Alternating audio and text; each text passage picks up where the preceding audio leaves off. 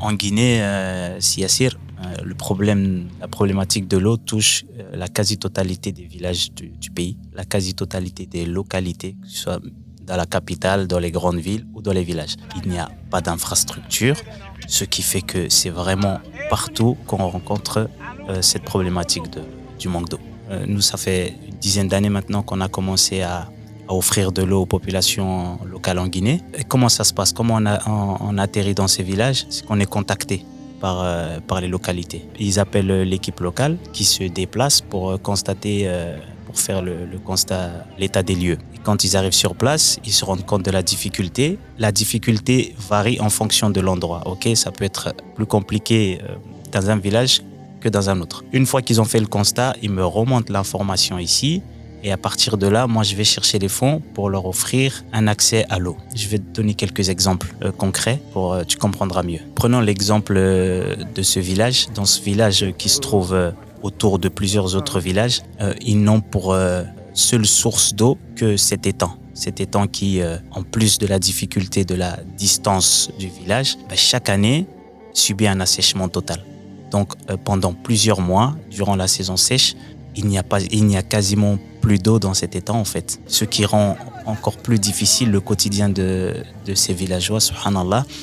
Qu'est-ce qui se passe? Les hommes doivent aller quasiment tous les jours pour vérifier s'il y a de l'eau. Ils font des trous, ils creusent pour essayer de faire rejaillir de l'eau. Et quand il y a de l'eau, ils appellent les femmes pour venir puiser de l'eau à des centaines de mètres de leur village. Par ailleurs, il y a aussi les constats qui sont faits par moi-même, comme dans ce village précisément lors d'une de nos dernières missions. On leur a demandé où est-ce qu'elle était la source d'eau la plus proche. Du coup, ils nous l'ont montré et on a tous voulu faire le test pour savoir à quelle distance et quelle est la difficulté qu'ils rencontraient.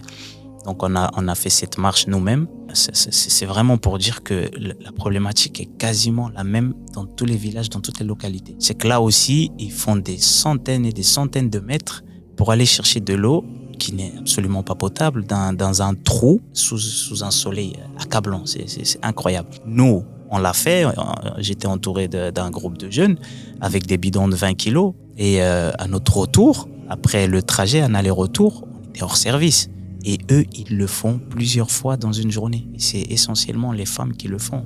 Il y a des moments où j'ai remarqué que c'était compliqué. Par exemple, quand on est allé dans un village éloigné pour creuser un puits manuel, ces gens-là, ils n'avaient pas forcément d'eau à proximité. Et du coup, on utilisait nos sachets d'eau. Et c'est vrai qu'on n'avait que le stock qu'on avait et que c'était limité.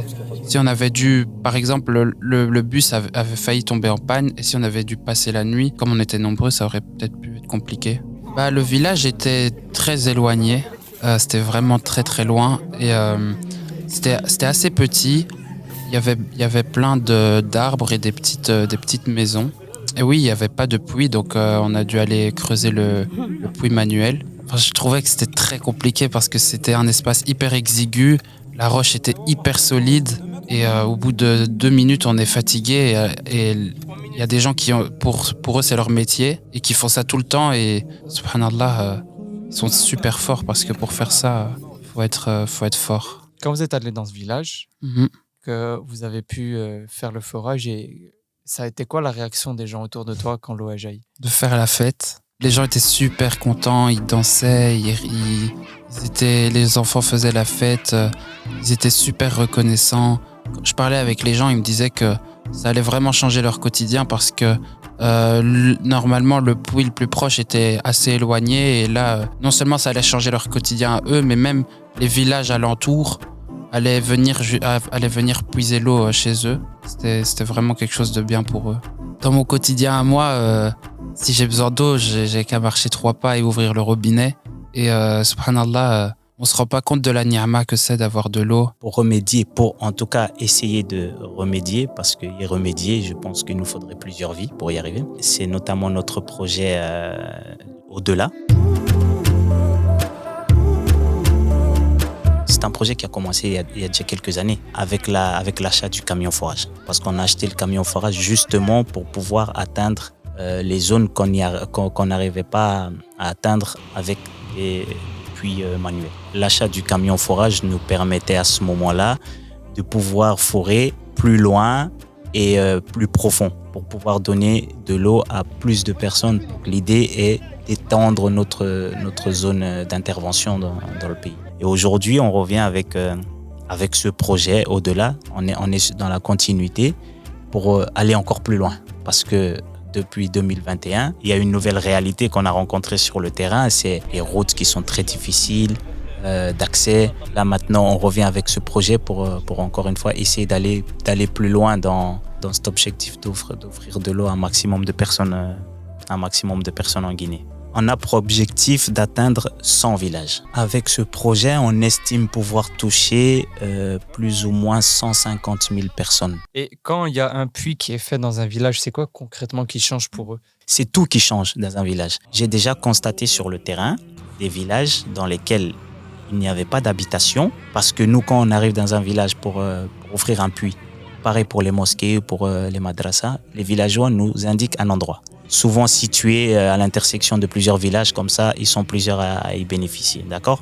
Nous, on a constaté des fois, il nous est arrivé de constater, même au Sénégal, que à partir du moment qu'on a fait un puits à un endroit, il y a des habitations qui se rajoutent à cet endroit-là.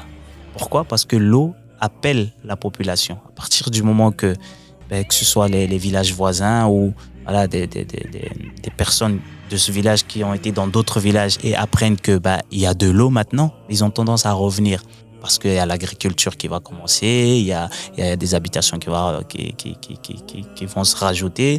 Mais forcément, ça va être une eau plus propre, donc on va fatalement diminuer les risques de maladies, sans compter que évidemment, c'est le quotidien de vie qui est amélioré.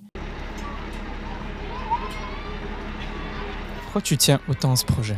Il y a évidemment plusieurs raisons.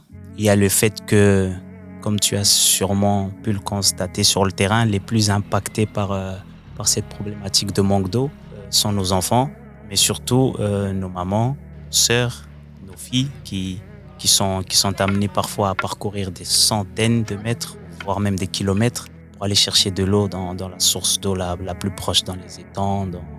Des fois, c'est sous une chaleur accablante avec un enfant sur le dos, un seau sur la tête et un bidon dans l'autre main.